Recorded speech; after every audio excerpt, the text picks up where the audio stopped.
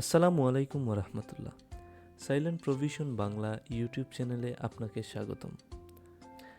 আশা করি আপনারা প্রতিনিয়ত আমার ভিডিওগুলো দেখতেছেন এবং আমার সাথে সাথে প্র্যাকটিস করে যাচ্ছেন। তো গত পর্বে আমরা দেখেছিলাম কিভাবে গুটেনবার্গ দিয়ে মোটামুটি একটা ব্লগের একটা স্ট্রাকচার দাঁড় করানো যায়, লাইক কিভাবে একটা ব্লগের টাইটেল লেখা যায়।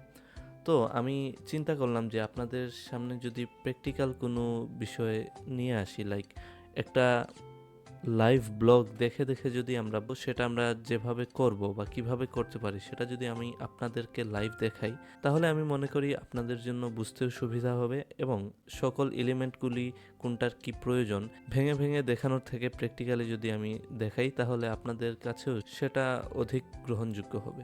তাই আমি চিন্তা করলাম এই ব্লগ পোস্টের মতোই আমি একটা ব্লগ পোস্ট করে আপনাদেরকে দেখাবো, লাইক সেম এই ব্লগ পোস্টটাই আমরা আমাদের ওয়েবসাইটে গুটেনবার্গ ব্লগ এডিটরের সাহায্যে করব এবং সেটার আউটলুক কিভাবে আসে না আসে সেটা দেখার চেষ্টা করব।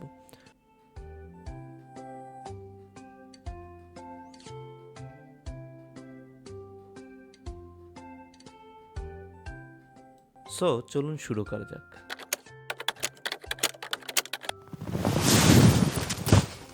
এর জন্য আমরা প্রথমে চলে যাব আমাদের ওয়ার্ডপ্রেস ড্যাশবোর্ডে এবং গত পর্বে আমরা যে ব্লগ পোস্টটা করেছিলাম দেখেন সেটা আমরা সেভ করে ফেলছিলাম, লাইক পাবলিশে ক্লিক করার পর। যদি আমরা গত পর্বের ব্লগ পোস্টার প্রিভিউটা দেখতে চাই তাহলে আমরা দেখতে পারবো। আপনারা যদি আমার সাথে প্র্যাকটিস করে থাকেন আপনাদের কাছেও সেম একইভাবে এরকম একটা ইন্টারফেস আসবে। সো আমি আশা করব আপনাদের এ পর্যন্ত প্র্যাকটিস করা শেষ। চলুন শুরু করা যাক আজকের ভিডিও, আজকের গুটেনবার্গের খুঁটিনাটি। সো এর জন্য আমরা নতুন একটি পোস্ট ক্রিয়েট করব। দ্যাটস ওয়াই আমরা ক্লিক করব এর নিউ পোস্ট অ্যান্ড দেন আমরা দেখব এখানে যে ইন্টারফেসটা আসছে সেটা আমরা যেহেতু গত পর্বেই বুঝিয়েছি সম্পূর্ণ গুটেনবার্গ ব্লগ এডিটরটা চলে এসেছে। তো আমরা কিভাবে কি করব না করব চলুন শুরু করা যাক। এজন্য আমাদেরকে প্রথমেই চাচ্ছে এর টাইটেল, এটাই হলো আমাদের ব্লগের টাইটেল। সো আমাদের ব্লগের টাইটেলটা কি হবে আমরা চলুন কপি করি এখান থেকে। লাইক আপনার ব্লগ পোস্টের টাইটেলটা হবে এইটা, কপি করলেন অ্যান্ড দেন এখানে এসে পেস্ট করলেন। তো এখানে কপি অ্যান্ড পেস্ট করার পর আমাদেরকে দেখবেন এখানে বাই ডেভেলপার সজীব আমার নামটা আছে এবং এখানে আছে এজেন্সি, এখানে আছে এপ্রিল, এখানে আছে 0 কমেন্ট। সো এগুলা কোত্থেকে আসছে আপনাদেরকে গত পর্বে বলেছি, তো আজকেও আমরা এটা দেখব এ টু জেড, প্রবলেম নাই। তারপর আপনারা দেখতে পারবেন এখানে একটা পিকচার আছে যেটা হলো আমাদের ফিচার ইমেজ হিসেবে যেহেতু এই ব্লগ পোস্টে ইউজ করা হয়েছে। তো এখানে আমরা এটা আমাদের ব্লগ পোস্টে ফিচার ইমেজ হিসেবেই ইউজ করব। তো এখানে সেভ ইমেজে গিয়ে এখানে সেভ করব, লাইক একটা কিছু লিখে সেভ করলাম। দেন এইটাকে আমরাও ইউজ করব। দেন দেখেন এটা ফিচার ইমেজের জায়গায় আমরা পুট ডাউন করব এবং দেন দেখেন এখানে একটা প্যারাগ্রাফ আছে। তো এই প্যারাগ্রাফটা সম্পূর্ণ আমরা সিলেক্ট করে দেন এইটাকে কপি করব। দেন এখানে গিয়ে টাইপ এন্ড চুজ এ ব্লকে গিয়ে জাস্ট নর্মালি আমরা এটাকে পেস্ট করে দিব এবং দেখেন এটা সম্পূর্ণ কিন্তু একটা ব্লক নিয়ে নিয়েছে, এতটুকু একটা প্যারাগ্রাফ ব্লক নিয়ে নিয়েছে। আপনি চাইলে এইখান থেকে এইটাকে প্যারাগ্রাফ থেকে অন্য কিছুতে কনভার্ট করতে পারবেন। এইটা থেকে আপনি সেট অ্যালাইনমেন্ট এখানে বাই ডিফল্ট লেফটে আছে, আপনি এটাকে মিডল অথবা রাইট অ্যালাইনমেন্টে নিতে পারবেন। যেহেতু আমাদের ব্লগটা লেফট অ্যালাইনমেন্টেই ডিজাইন করা তাহলে আমরা ডিফল্ট লেফট অ্যালাইনমেন্টেই রাখতেছি। এখানে দেখেন যে বোল্ড, এটা হলো আপনি যে কোনো, ফর এক্সাম্পল আপনাকে বোঝার জন্য যদি বলি, আপনি যদি এই লেখাটাকে বোল্ড করতে চান তাহলে এখানে এটাকে সিলেক্ট করে এই বিতে ক্লিক করলেই আপনি এটাকে বোল্ড করে দিতে পারবেন এবং প্রিভিউতে যখন আপনি এটা দেখবেন এটা বোল্ড হিসেবেই আপনি দেখতে পারবেন। তো এরপর দেখেন এখানে প্লাস আইকন আছে, দেখি আমরা এখানে কি আছে। এরপর দেখেন এখানে একটা টাইটেল আছে যেটা এই পোস্টে H2 বা H3 হিসেবে ইউজ করা হয়েছিল। তো আপনি এটাকে কিভাবে ইউজ করবেন, সিম্পলি আপনি এখানে প্লাস আইকনে ক্লিক করবেন অ্যাড ব্লকে। এই হেডিং ব্লকে আপনি যখন ক্লিক করবেন দেখবেন এখানে হেডিং নামের একটা অপশন চলে আসছে। আপনি আপনার এই লেখাটাকে কপি করেন, দেন এখানে এনে সিম্পলি পেস্ট করেন। আপনার লেখাটা যদি আপনি H2-তে রাখতে চান তাহলে H2 যেটা আছে এইটাতেই থাকবে। যদি আপনি চান এই লেখাটাকে আপনার প্রিভিউ অনুযায়ী আরেকটু ছোট করতে, তাহলে আপনি এখান থেকে H3-তেও ক্লিক করতে পারবেন, এইটা আরেকটু ছোট হবে। আপনার প্রয়োজন অনুযায়ী, আপনার নিড অনুযায়ী সেটা চেঞ্জ করতে পারবেন। অ্যান্ড দেন আপনি যদি দেখেন এইখানে আরেকটা পিকচার আছে, যেটাকে আমরা এইখানে রাইট ক্লিক করব, দেন সেভ ইমেজেসে গিয়ে দেন এটাকে আমরা লিখবো, যে কোনো কিছু লিখে সেভ করে দেন আমরা এইখানে এটা ইউজ করতে চাচ্ছি। তো অ্যাজ ইউজুয়াল আমরা অ্যাড ব্লকে ক্লিক করব প্লাস আইকনে, অ্যান্ড দেন সিম্পলি আমরা ইমেজে ক্লিক করার পর এখানে আপলোড লেখা আছে, আমরা যদি আপলোডে ক্লিক করি আমরা এই পিকচারটা সিলেক্ট করে ওপেনে ক্লিক করার সাথে সাথে এই পিকচারটা এখানে লোড হয়ে যাবে। অ্যান্ড দেন যদি আমরা যাই, এখানে কিছু লেখা আছে প্যারাগ্রাফ, এগুলো আমরা কপি করব Ctrl+C অথবা কপিতে ক্লিক করে দেন আমরা এখানে যদি আবার আসি, দেন এই দেখেন এখানে একটা ক্লিক করার পর এখানে প্লাস আইকন আছে, বা সিম্পলি আপনি এখানে ক্লিক করলেও হবে। তো আমরা এখানে প্লাস আইকনে ক্লিক করার পর আমরা প্যারাগ্রাফ সিলেক্ট করার পর আমরা এখানে যদি পেস্ট করি, দেখবেন সম্পূর্ণ লেখাটি কপি হয়ে এখানে চলে এসেছে এবং দেখবেন এই লেখাটি লিঙ্ক আপ হয়ে গেছে। এখন লিঙ্ক আপ বিষয়টা কি? লাইক আপনি যদি এই পোস্টটাতে খেয়াল করেন অথবা যে কোনো ওয়েবসাইটে খেয়াল করেন, এমন অনেক লেখা থাকে যেগুলোতে ক্লিক করলে আমাদেরকে তারা অন্য কোনো পেজে বা অন্য কোনো পোস্টে বা অন্য কোনো জায়গায় রিডাইরেক্ট করে নিয়ে যায়, আর এটাই হলো লিঙ্কিং আপ। তো এইটা আমরা কিভাবে গুটেনবার্গ দিয়ে করব সেটা আমরা এখনই দেখব। সো এটার প্রিভিউ যদি আমরা দেখতে চাই, এটাকে যদি আমরা ক্লিক করি, দেখেন এটা আমার এই সাইলেন্ট প্রভিশন এই পেজটার সাথে লিঙ্ক আপ করা। তো আমরা যদি ওয়েব ডিজাইন অ্যান্ড ডেভেলপমেন্ট এজেন্সিতে ক্লিক করি, এটা আমাকে এই পেজে নিয়ে যাচ্ছে। তো এটা কিভাবে করে সেটাই আমরা এখন দেখব। তো আমরা চলে যাব আমাদের পোস্টে এবং এই লেখাটাকে সিলেক্ট করব, লাইক আমি এইটুকু অংশকে ওয়েব থেকে এজেন্সি পর্যন্ত লিঙ্ক আপ করতে চাচ্ছি। যেহেতু এটা লিঙ্ক আপ আছে, অলরেডি করা হয়ে গেছে, আমরা যেহেতু কপি করেছিলাম।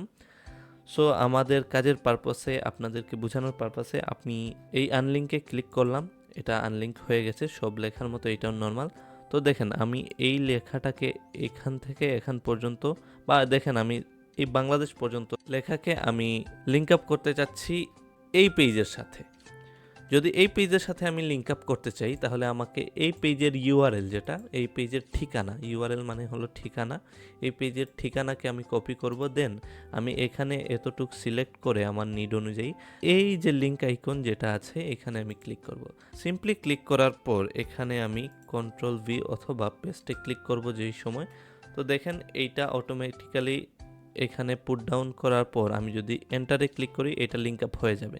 কিন্তু এখানে দেখেন আরেকটা অপশন আছে, এখানে যদি আমি ক্লিক করি, এখানে ক্লিক করলেও এটা অটোমেটিক্যালি লিঙ্ক আপ হয়ে যাবে। যদি আপনি এন্টারে ক্লিক করেন তাহলে সেম একই কাজ করবে। তো এটা কিন্তু আমাদের লিঙ্ক আপ হয়ে গেছে ওই পোস্টের সাথে। আমরা যখন প্রিভিউতে যাব তখন দেখব অবশ্যই। তারপর আমরা যদি চলে যাই আমাদের ওয়েবসাইটে, আমাদের তারপরের স্টেপ হলো এই দিকে দেখেন কিছু লিস্ট আইটেম আছে যেগুলো অর্ডার লিস্ট। এখন 1 2 মানে ধাপে ধাপে লেখা আছে। তো ওইগুলো আমরা কিভাবে লিখব?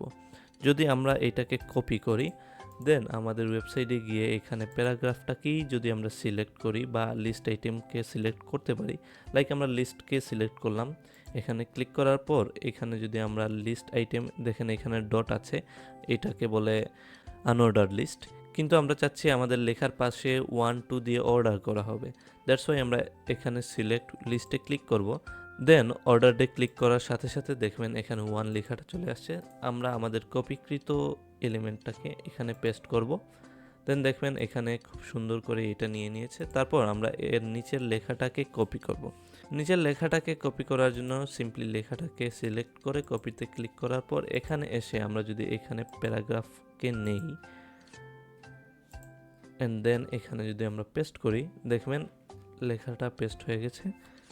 দেন সেম এজ এখানে আমরা যদি 2 দিয়ে একটা স্পেস দেই, তারপর এইটাকে আমরা যদি কপি করি এখানে এনে পেস্ট করি, দেন এখানে এজ ইউজুয়াল এইগুলাকে আমরা নেই, কপি করে এখানে আমরা যদি এনে পেস্ট করি, দেখবেন সেম টু সেম এটার মতোই। তারপর একইভাবে আমরা এখানে যদি প্যারাগ্রাফ নিয়ে এখানে যদি আমি 3-তে ক্লিক করি অ্যান্ড স্পেস দেওয়ার পর এখানে যে মিস্ত্রি হেডিংটা আছে এটাকে কপি করি অ্যান্ড দেন এখানে এনে পেস্ট করি। একইভাবে এন্টারে ক্লিক করার পর এখানে যদি ব্লকটাকে এইগুলো লেখা কপি করে এবং পেস্ট করি, সেম এস বাকি যেগুলো আছে সেগুলো যদি আমি কপি পেস্ট করি একইভাবে ওইগুলো নিবে।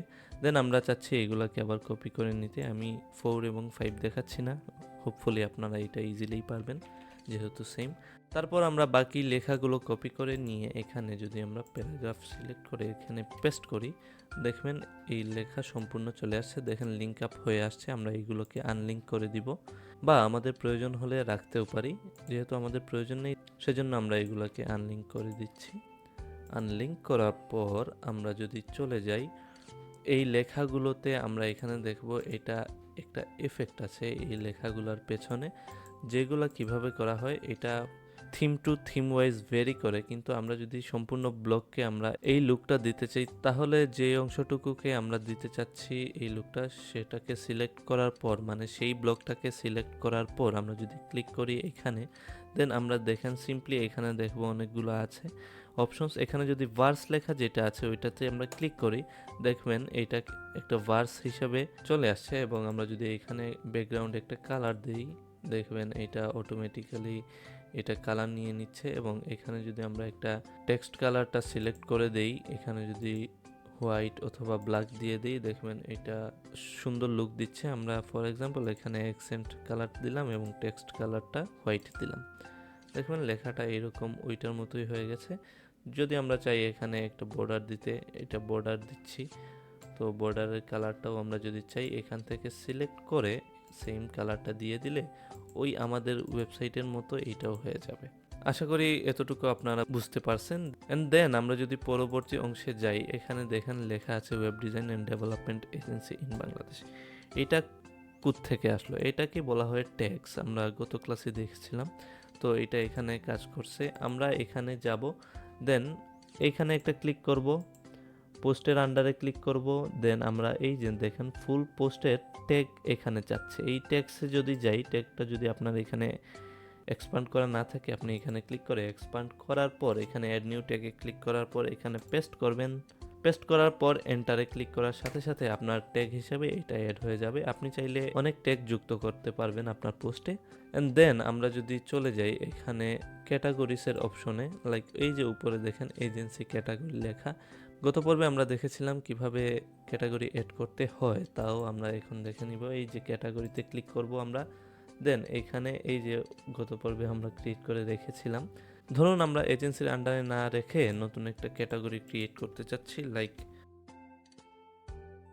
ওয়েব ডিজাইন লিখে আমরা যদি এর নিউ ক্যাটাগরিতে ক্লিক করি, এই পোস্টটা আমাদের ওয়েব ডিজাইন ক্যাটাগরির আন্ডারেই যাবে।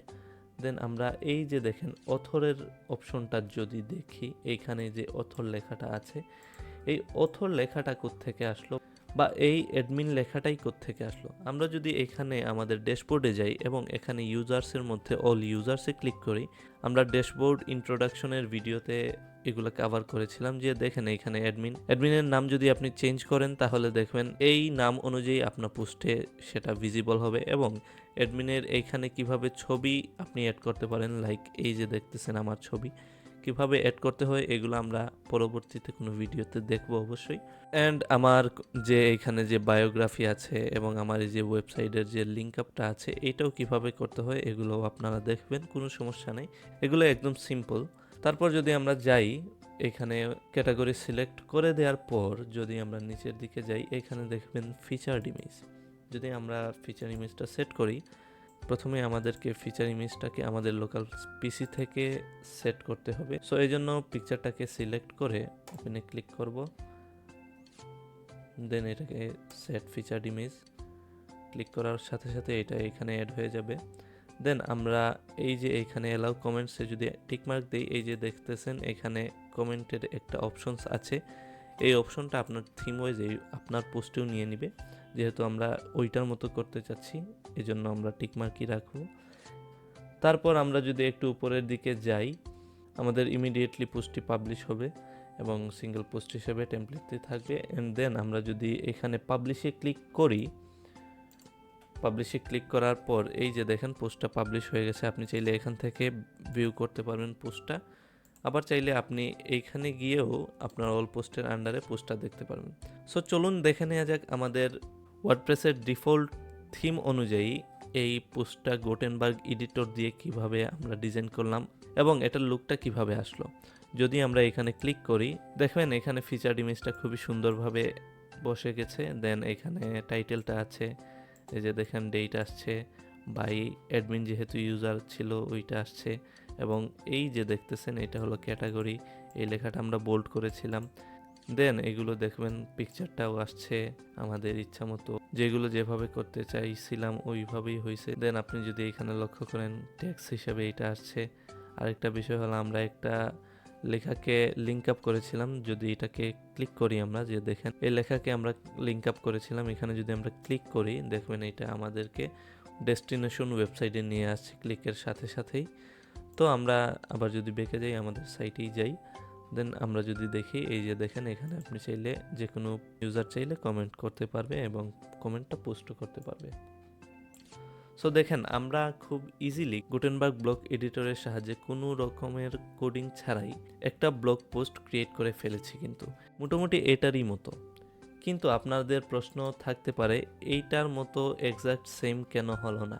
হ্যাঁ, তাহলে চলুন জেনে নেওয়া যাক কেন আসলে এক্সাক্ট এটার মতোই হলো না আমার এই ব্লগ পোস্টের মতো। তো এটার মূল কারণই হলো এই পোস্টের ডিজাইনটা theme to theme wise vary করে আর কি। মানে আপনি যে থিমটা ইউজ করবেন সেই থিম প্রোভাইডাররা যেরকম এই পোস্টের লেআউটগুলা, পোস্টের ডিজাইনটা বাই ডিফল্ট দিয়ে রাখবে, সেই রকমই স্ট্রাকচারটা ধারণ করবে। সো এর জন্য আমরা যেহেতু এই ওয়েবসাইটে যে থিমটা ইউজ করা হয়েছিল সেটা অবশ্যই এইটা ওয়ার্ডপ্রেসের ডিফল্ট যে থিমটা আছে এইটা না, 2024 যেটা বর্তমানে ইউজ করছি আমরা, এখানে এইটা না। ডিজাইন করতে চাই গুটেনবার্গ ব্লক এডিটরের সাহায্যে ওয়ার্ডপ্রেসের ডিফল্ট থিম ব্যবহার করে যদি আমরা সেটাকে ডিজাইন করতে চাই, দ্যাটস ওয়াই এটার লুকটা আর এইটার লুকটা অনেকটাই ডিফারেন্ট। কিন্তু আপনি যদি সেম এইটার মতো ডিজাইন করতে চান আপনার কোনো পোস্ট, আপনি এই ওয়েবসাইটের থিম ইউজ না করে মোটামুটি সেম লেভেলে করতে পারবেন। কিভাবে সেগুলো আমরা দেখব বিভিন্ন ধরনের প্লাগইনসের সাহায্যে, লাইক এলিমেন্টর অথবা ডব্লিউপি বেকারি দিয়ে। এক্সাক্ট সেম না হলেও মোটামুটি কাছাকাছি ডিজাইন ধারণ করানো সম্ভব, কিন্তু ওইগুলা আমরা শিখব। আপাতত আমরা এই পর্যন্ত যতটুকু দেখলাম, আশা করি আপনারা আমার সাথে সাথে প্র্যাকটিস করবেন এবং নেক্সট পর্বে আমরা দেখব এই যে রাইট সাইডের যে সাইড বারটা আছে এইটা কিভাবে আমরা গুটেনবার্গ দিয়ে আমাদের ওয়েবসাইটে কিভাবে এটাকে ইমপ্লিমেন্ট করব এবং কিভাবে আমাদের ব্লগ পোস্টে প্রতিটা সিঙ্গেল ব্লগ পোস্টে অ্যাড করতে পারবো। সো আজ এ পর্যন্তই। আশা করি ভিডিওটি বিগিনার যারা আছেন তাদের জন্য অনেক উপকারে আসবে, এবং আপনাদের যদি কোনো কনফিউশন এবং কোয়েশ্চন থেকে থাকে আমাদের ফেসবুক গ্রুপে আপনারা ইজিলি মন খুলে কোয়েশ্চন করতে পারেন। আবার আপনারা চাইলে আমাকে ডিরেক্টলি মেসেজও করতে পারেন, আমার ফেসবুক লিঙ্কও দেওয়া থাকবে, অথবা পেজেও আপনারা চাইলে মেসেজ দিয়ে রাখতে পারেন আপনাদের প্রবলেম সহ। আমি চেষ্টা করব আপনাদেরকে সর্বোচ্চ সাহায্য করার। সো ভিডিওটি ভালো লাগলে একটি লাইক করবেন, শেয়ার করবেন এবং আপনাদের কমিউনিটির সকলের কাছে ছড়িয়ে দেবেন। দেখা হবে নেক্সট ভিডিওতে। ধন্যবাদ।